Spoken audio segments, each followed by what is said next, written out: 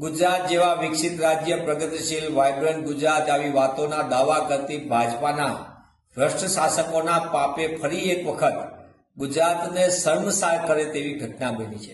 એટલે કે ગુજરાતની અંદર દાવા કરે મોટા મોટા આરોગ્ય સેવાના, મોટા મોટા વિકાસના દાવા, અને એની વચ્ચે છોટાઉદેપુર જિલ્લાના નસવાડીમાં એક પ્રસૂતાને ફરી એક વખત, એટલે કે અગાઉ તો આવી 2-3 વખત ઘટના બની, પણ ફરી એક વખત એવી ઘટના બની કે પ્રસૂતાને હોસ્પિટલ લઈ જવા માટે રસ્તો જ નહીં, એટલે જોડીમાં લઈ જવી પડી।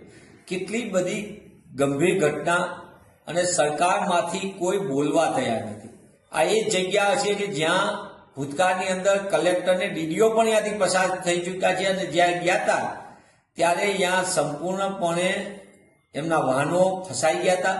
તેમ છતાં એ વિસ્તારમાં રસ્તો સુધારવાને બદલે સરકારે ગામને જ પોતાની પ્રગતિના યાદીમાંથી કાઢી મૂક્યું હોય તેવું દેખાય છે, ને એના કારણે જ આ પ્રકારની ગંભીર ઘટના બની છે।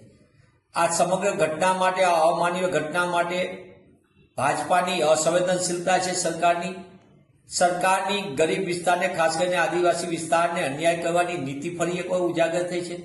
ત્યારે હું આપના માધ્યમથી માંગ કરું છું કે સરકારમાં થોડી પણ શરમ હોય તો કરોડો રૂપિયાની વિકાસની યોજના જાહેર કરે છે, નાણાં જાય છે ક્યાં? નકલી કચેરી નામે કરોડો રૂપિયા સંગે વગે થાય છે, પણ 1.5 કિલોમીટરનો રસ્તો જ્યાંથી વાહન થઈ શકે, પાકો રસ્તાની વાત જ નથી, સાદો રસ્તો પણ જ્યાંથી વાહન પસાર થઈ કે એમ્બ્યુલન્સ થઈ શકે અવર જવર, એ પ્રકારનો રસ્તો પણ આટલી બધી ઘટના બન્યા પછી સરકાર બનાવી શકી નથી। એ દુઃખની વાત છે।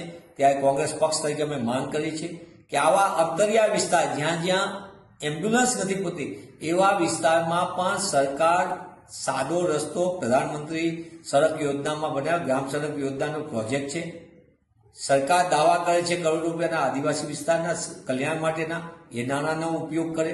જિલ્લા પંચાયત, તાલુકા પંચાયત, રાજ્ય સરકાર અને કેન્દ્ર સરકાર તમામ જગ્યાએ 4 એન્જિનની ભાજપ સરકાર, તો આ વિકાસના નાણાં જાય છે ક્યાં? આનો પણ જવાબ ભાજપા સરકારે આપવો જોઈએ। દુઃખ સાથે કહેવું પડે કે સરકાર શું રાહ જોવે છે કે કોઈનું મોત થાય? સરકાર રાહ જોવે છે કે કોઈ ગરીબ આદિવાસીનું મોત થાય પછી જ સરકારે એ જગ્યાએ વ્યવસ્થા કરશે? સરકારે આ બાબતે તત્કાલીન આ કાર્યક્રમમાં ક્યાંય પણ વ્યવસ્થામાં આ રસ્તો બનાવવો જોઈએ।